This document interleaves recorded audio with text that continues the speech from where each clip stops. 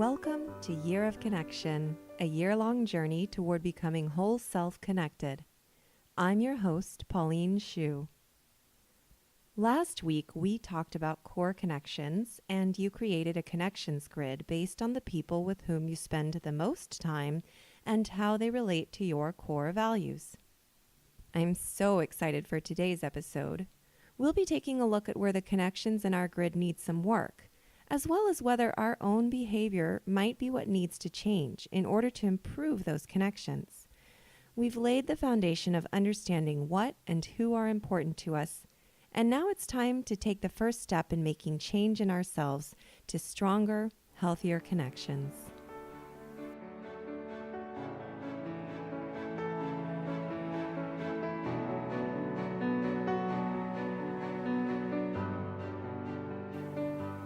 We've spent the past few weeks analyzing the way we think and the things we want.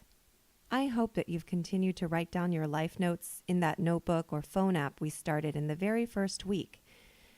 After all, this is a living process, and the more you notice about yourself, the more you'll understand how to connect in the best possible way.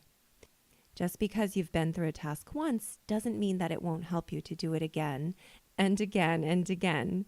Of course, you don't have to do it every week, but it is an iterative process, and over time it'll get both easier and more productive. Today, we're going to dive deeper into your connections grid and find out why some connections are so positive that we've labeled them core connections and why others aren't as positive. Remember that making that list wasn't about understanding which connections to purge from your life. Some of the connections with minus signs in the core values boxes are important for understanding how to change yourself with the goal of improved connection. In the coming weeks, we'll start talking about how to influence others toward change in their relationship with you. But for now, we're starting with the part that we have control over, ourselves. When you think about your connections, do you feel confident in the way that you're expressing your core values?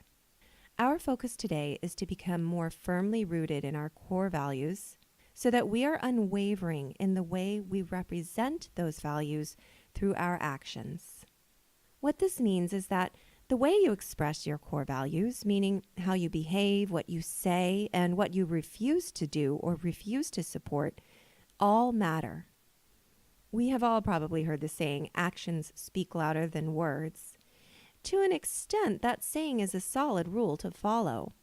However, what I'm encouraging you all to do is have your words speak as loudly as your actions, to have a gold standard of behavior across your entire life and to be unwavering in that standard. But especially if you're fortunate enough to have core connections, why is this so important? There are two reasons. One, having standards you adhere to at all times gives you a greater sense of confidence and safety, which contributes to improving the quality of all types of connections, core or not. And two, when you are unwavering in your standards, others will feel confident in their relationship with you. Making deeper connections when you know that the connection is based on a solid understanding of who the other person is feels stronger, safer, and more lasting than a connection built on uncertainty. This might sound obvious, but I'm sure you can think of examples in your own connections, whether from your own behavior or that of others, when someone behaves in a way that is at odds with their core values.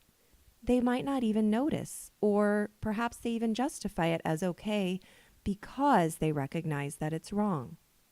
If you think about it, that justification doesn't really make any sense. Knowing something is wrong and doing it anyway is not okay, no matter how publicly a person proclaims that they know it's bad and they feel bad about doing it. If it makes a person feel bad to behave contrary to their values and standards, their behavior needs to stop.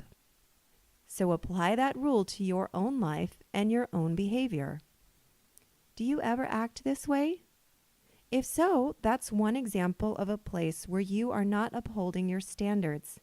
And in changing that behavior, you can become more rooted in your values and stronger in your connections with others. You have 3 tasks this week. The first task is to define what your standards are. Like getting to your core values and core connections, this is an ongoing process. But starting with the values you've already defined, take some time to clarify what kind of behavior defines your standards. And here I think it's important to point out that I'm not talking about standards of perfection.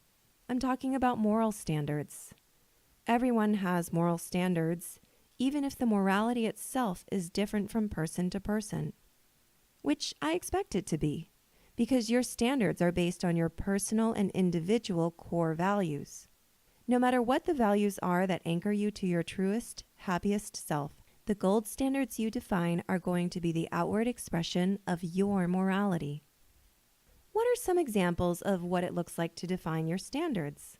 I've talked in the past about one of my core values being that I want to be a welcoming person who creates the desire to be welcoming in others. I defined my standards for that core value to include making sure I greet family, friends, and strangers equally with a smile and an open mind. To give genuine praise to others who have earned and deserve accolades even if I disagree with their other values or standards of behavior.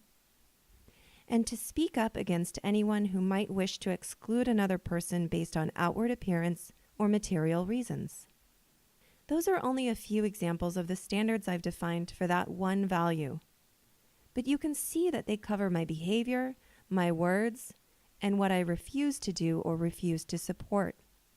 And as long as I am unwavering in those standards, my connections will only grow in strength because they are based on honesty and a solid framework that helps others know what to expect from their relationship with me. Deep happiness and whole self-connection have to have strong roots. They have to be anchored in a place in us that is unshakable, and that is what having unwavering standards helps us to achieve. The second task for this week, after you've defined what your standards are, is to figure out the ways in which you are really good at sticking to those standards and where you could use improvement. The standards you have defined shouldn't be compromised in yourself or in your core connections. This is where your connections grid comes in handy. You can use the standards you've defined and compare them against the positives and negatives in that connections grid. This might help you to figure out where you're doing really well and where you might need a little bit of work. But for this week, we're looking only at your adherence to those standards. Improvement needs to come in places where you find yourself not sticking to those standards. Again, for this exercise, honesty is critical. In fact, honesty underlies everything we're doing in this year of connection. Without it, this process is pointless. Once you've sat down and figured out how well you adhere to your standards, in fact, go ahead and pick only one standard to start with to make it more manageable. Then your third task is this. I want you to spend the rest of this week trying to meet that standard in every way with every person who crosses your path, whether it's a core connection or a stranger you interact with only in passing. For many of you, this might be a really difficult thing to do, especially if you're like me and you get uncomfortable with conflict. I don't expect anyone to do this perfectly. We all slip up sometimes, even if we've been doing this for months, for years. We all make mistakes and have moments of weaknesses because we're human. But that shouldn't stop us from trying to be the best human we can be. And when we're our best selves, our connections are much more likely to be the best they can be too. Our goal isn't to have a lot of connections. It's great if you want that and all those connections are positive. But if you're an introvert like me, you might not be able to handle more than a handful of core connections. What we're striving for is quality above quantity. So, to recap the 3 tasks for this week. 1. Define your standards based on your core values. 2. Compare those standards against your connections grid to figure out which standards you're great at sticking to and which might need some work. And 3. Take one of those standards where you need work and apply it to all your connections across the board in all of your actions all week long. Phew! I know it sounds like a lot. And to be totally honest, it probably will be at first. But this is an action you will repeat over and over for every standard, and it will get easier every time you do it. If you're really struggling for a place to start, or you're not sure what kind of standard might represent your core values, I'll give you one that I think can apply to everyone. Apply the standard of removing from your conversations any derogatory humor or humor at the expense of others. Keep laughing for sure. We all need laughter in our lives, but for the next week, don't make any jokes that rely on putting someone else down. And if someone else makes a joke like that, try speaking up and telling them it's not okay. That might be the hardest part for you, but you'll know what feels right, and at the end of the week, being unwavering in this standard might make it easier for you to define more of your standards. On the flip side, if you're really comfortable with these tasks, and maybe you're absolutely rocking the ability to be unwavering in the one standard you've chosen to start with, go ahead and add more to apply to your connections. You can even be proactive in putting them into practice. Don't wait for others to come to you so you can try them out, but instead reach out to your connections, share what you're doing and how you're working on change. Everyone moves at a different pace and everyone has different standards. The way that you approach this process has to be right for you. You might find it helpful to think specifically about how changing your behavior makes you feel, even if the changes are small. You can even keep a log of your day-to-day experiences in your life notes. We'll be reflecting on this process next week, in addition to discussing another way you can strengthen connections.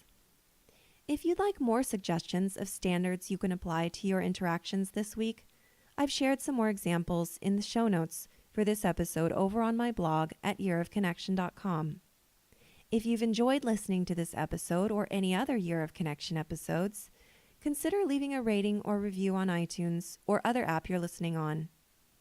And if you'd like to have Year of Connection episodes automatically downloaded every week, it's easy to subscribe in the Apple or other podcasting apps.